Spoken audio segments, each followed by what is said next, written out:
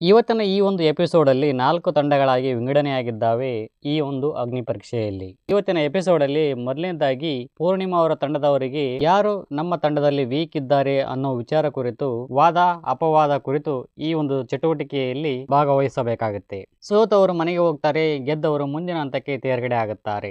So ಈ ಒಂದು ಚಟುವಟಿಕೆಯನ್ನ ಬಿಸಿ ತಾಗಿಸಿಕೊಂಡವರು ಮಂಜಾ, ಸುಸ್ಮಿತಾ, ದಿಶಾ ಅವರು. ಮಂಜುಗೆ ಕೊಡ್ತಕ್ಕಂಥ ಕಾರಣ ಏನು?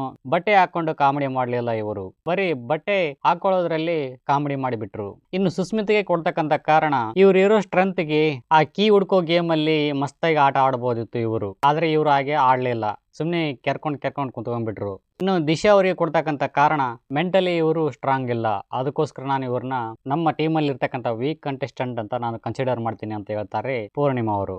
ಸೊ ಈ ಒಂದು ಮಾತನ್ನ ನಾಮಿನೇಟ್ ಆಗಿರ್ತಕ್ಕಂಥ ವ್ಯಕ್ತಿಗಳು ಪ್ರತಿವಾದ ಮಾಡಬೇಕಾಗುತ್ತೆ. ನಾನು ಯಾಕೆ ಸ್ಟ್ರಾಂಗ್ ಇದ್ದೀನಿ ಅನ್ನೋ ವಿಚಾರ ಕುರಿತು ಇವಾಗ ಒಬ್ಬೊಬ್ಬರಾಗಿ ತಮ್ಮ ಒಂದು ಅಭಿಪ್ರಾಯವನ್ನು ತಿಳಿಸ್ತಾ ಹೋಗ್ತಾರೆ. ಮಂಜು ಅವರು ಸಮರ್ಥನೆ ಮಾಡಿಕೊಳ್ಳುವಾಗ ನೇರವಾಗಿ ಈ ಜಡ್ಜಸ್ ಗಳನ್ನೇ ಇದರಲ್ಲಿ ಇನ್ವಾಲ್ವ್ ಮಾಡಿಬಿಟ್ಟ. ನಾನು ಕಾಮಿಡಿ ಮಾಡ್ಲಿಲ್ಲ ಅಂತಂದ್ರೆ ಅವ್ರು ಯಾಕೆ ನನಗೆ ನಂಬರ್ 1 ಸ್ಥಾನ ಕೊಡ್ತಿದ್ರು? ಈ ಜಡ್ಜಸ್ ಗಳಿಗೆ ಶೂಟ್ ಹಾಕಿದ.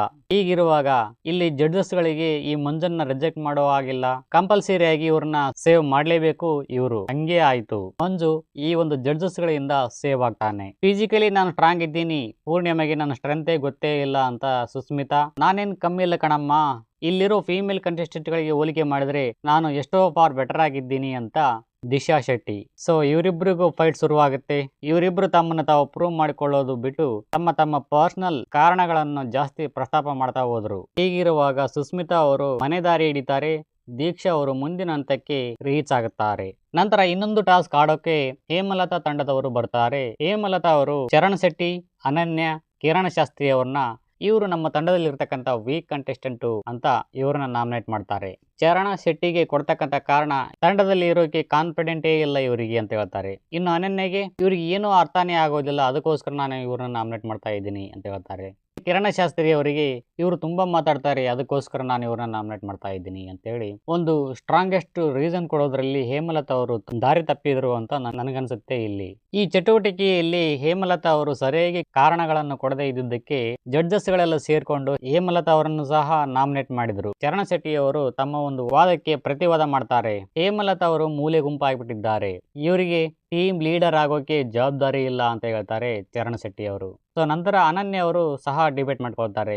ಇವ್ರಿಗೆ ಏನು ಗೊತ್ತೇ ಇಲ್ಲ, ಇವ್ರು ಹೇಗೆ ಬಿಗ್ ಬಾಸ್ ಅಲ್ಲಿ ಕಂಟೆಸ್ಟೆಂಟ್ ಆಗಿ ಮುಂದುವರಿತಾರೆ ಈ ಒಂದು ಪ್ರಕ್ರಿಯೆಯಲ್ಲಿ ಅಂತ ಹೇಳಿ ತಿಳಿಸ್ತಾರೆ ಅನನ್ಯ ಅವರು. ಕಿರಣ್ ಶಾಸ್ತ್ರಿ ಅವರ ಒಂದು ಅಭಿಪ್ರಾಯ ಏನಿತ್ತು ಅನ್ನೋದಾದ್ರೆ, ಬಂಗಾರದ ಕಾಯಿನ್ ಕೊಟ್ಟು ನನ್ನ ನಿಮ್ಮ ತಂಡಕ್ಕೆ ಸೇರಿಸ್ಕೊಂಡು ಇವಾಗ ನೋಡಿದ್ರೆ ನನ್ನ ವೀಕ್ ಕಂಟೆಸ್ಟೆಂಟ್ ಅಂತ ಯಾಕೆ ನಾಮಿನೇಟ್ ಮಾಡ್ತಾ ಇದೆಯಾ ನೀನು?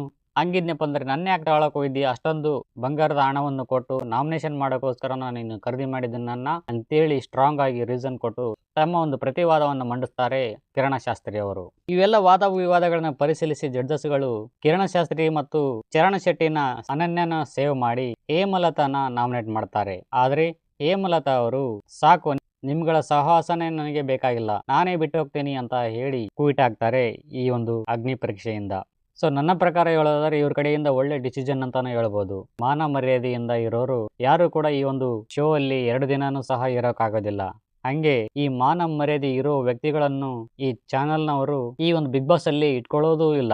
ಇವರ ಒಂದು ಮುಂದಿನ ಜೀವನ ಸುಖಮಯವಾಗಿರ್ಲಿ ಅಂತೇಳಿ ಹಾರೈಸೋಣ. ನಂತರ ಬರ್ತಕ್ಕಂಥದ್ದೇ ಲಕ್ಷ್ಮೀಗೌಡ ಅವರು. ಇವರ ಒಂದು ಚಟುವಟಿಕೆ ಬರುತ್ತೆ. ಇವರು ರತ್ನಮ್ಮ, ಪ್ರಿಯಾಂಕಾ, ರೋಶನಿ ಇವ್ರನ್ನ ನಾಮಿನೇಟ್ ಮಾಡ್ತಾರೆ. ರತ್ನಮ್ಮ ಅವರಿಗೆ ಕೊಡ್ತಕ್ಕಂಥ ಕಾರಣ ಏನು ಅನ್ನೋದಾದ್ರೆ, ಎಂಟರ್ಟೈನ್ಮೆಂಟ್ ಟಾಸ್ಕ್ ವಿಚಾರದಲ್ಲಿ ವೀಕ್ ಇದ್ದಾರೆ. ಪ್ರಿಯಾಂಕಾ ಅವರಿಗೆ ಜಾಸ್ತಿ ಎಮೋಷನಲ್ ಆಗ್ತಾರೆ, ಹಾಗೇನೆ ಜಾಸ್ತಿ ಅಗ್ರೆಸಿವ್ ಸಹ ಇದ್ದಾರೆ. ಇನ್ನು ರೋಶನಿಗೆ ಕೊಡ್ತಕ್ಕಂಥ ಕಾರಣ, ಇವರು ಅಷ್ಟಾಗಿ ಸ್ಟ್ರಾಂಗ್ ಇಲ್ಲ ಅಂತ ಹೇಳಿ ಕೊಡ್ತಾರೆ ರೋಶನಿ ಅವರಿಗೆ ಕಾರಣ. ಈ ಒಂದು ರೀಸನ್ ಅನ್ನು ಕೇಳಿ ರತ್ನಮ್ಮ ಅವರು ರೊಚ್ಚಿಗೆದ್ದು ಯೋಗ ಮಾಡಿ ಜಡ್ಜಸ್ ಗಳಿಗೆ ಯೋಗ ನಮಸ್ಕಾರ ಮಾಡ್ತಾಳೆ. ಈ ಯೋಗ ನಮಸ್ಕಾರನ ನೋಡ್ಕೇಸಿ ಜಡ್ಜಸ್ ಗಳೆಲ್ಲ ಇಂಪ್ರೆಸ್ ಆಗಿ ಈ ಅಮ್ಮನ್ನ ಸೇವ್ ಮಾಡ್ತಾರೆ. ಇನ್ನು ಪ್ರಿಯಾಂಕಾ ಅವ್ರ ವಿಚಾರಕ್ಕೆ ಬರೋಣ. ನಾನ್ ಮೊಬೈಲ್ ನ ಹೊಡೆದಾಕಿದೆ, ಅಷ್ಟು ಧೈರ್ಯ ಆಗ್ಲಿ, ಅಷ್ಟು ಗಟ್ಸ್ ಆಗ್ಲಿ ಇಲ್ಲಿರೋರಲ್ಲಿ ಯಾರಿಗೂ ಇರ್ಲಿಲ್ಲ, ಇನ್ಕ್ಲೂಡಿಂಗ್ ಜಡ್ಜಸ್ ಗಳಿಗೂ ಸಹ ಈ ರೀತಿ ಧೈರ್ಯ ಇರ್ಲಿಲ್ಲ, ಅದಕ್ಕೋಸ್ಕರ ನಾನು ಹೊಡೆದಾಕಿದೆ ಅಂತ ಹೇಳಿ ಪ್ರಿಯಾಂಕಾ ಅವರು ವಾದವನ್ನು ಮಂಡಿಸ್ತಾರೆ. ಈ ಒಂದು ವಿಷಯನ ಕೇಳಿ ಜಡ್ಜಸ್ ಗಳು ನಾವು ಹೊಡಿತೀವಿ, ಅದೇನು ದೊಡ್ಡ ವಿಷಯ ಅಲ್ಲ, ಪ್ರಿಯಾಂಕಾ ಅವರಿಗೆ ಜಡ್ಜಸ್ ಗಳು 3 ಏಟು ಕೊಡ್ತಾರೆ. ರೋಶನಿ ಅವರ ವಿಚಾರಕ್ಕೆ ಬರೋಣ. ನಾನು ವೀಕ್ ಅಲ್ಲ, ತುಂಬಾ ಸ್ಟ್ರಾಂಗ್ ಇದ್ದೀನಿ ಅಂತ ಹೇಳ್ತಾರೆ ರೋಶನಿ ಅವರು. ಜಡ್ಜಸ್ಗಳು ರತ್ನಮ್ಮನನ್ನ ಮತ್ತು ಲಕ್ಷ್ಮಿನ ಸೇವ್ ಮಾಡಿ ಪ್ರಿಯಾಂಕಾ ಮತ್ತು ರೋಷನಿಗೂ ಫೈಟ್ ಶುರುವಾಗುತ್ತೆ. ನಿಮ್ಮನ್ನ ನೀವು ಪ್ರೂವ್ ಮಾಡ್ಕೊಳ್ಳಿ ಅಂತ ಒಂದು ಗೇಮ್ ಕೊಡ್ತಾರೆ. ಸೊ ಹೀಗಿರುವಾಗ ಇವರಿಬ್ಬರ ನಡುವೆ ಜಿದ್ದಾಜಿದ್ದಿ ಶುರುವಾಗಿ ಫೈನಲಿ ಪ್ರಿಯಾಂಕನ ಮನೆಗೆ ಕಳಿಸಿ ರೋಷನಿನ ಮುಂದಿನ ಹಂತಕ್ಕೆ ಆಯ್ಕೆ ಮಾಡುತ್ತಾರೆ.